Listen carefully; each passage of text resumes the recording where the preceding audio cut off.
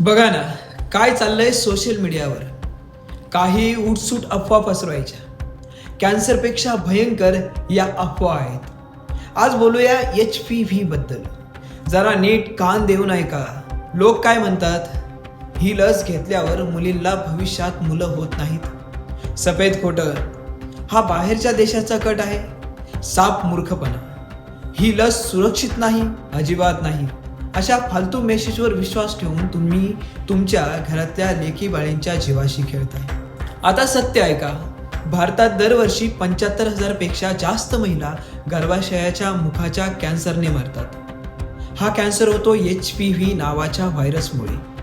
आणि याला रोखण्याचा एकमेव मार्ग आहे, तो म्हणजे लसीकरण.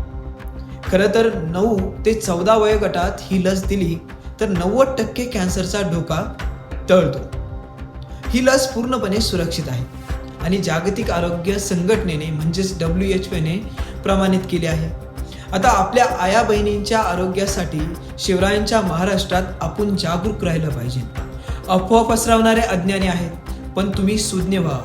माहिती नसताना काहीही फॉरवर्ड करू नका. हा व्हिडिओ प्रत्येक ग्रुपवर शेअर करा आणि सत्य पोहोचवा. जय शिवराय, जय शंभूराज.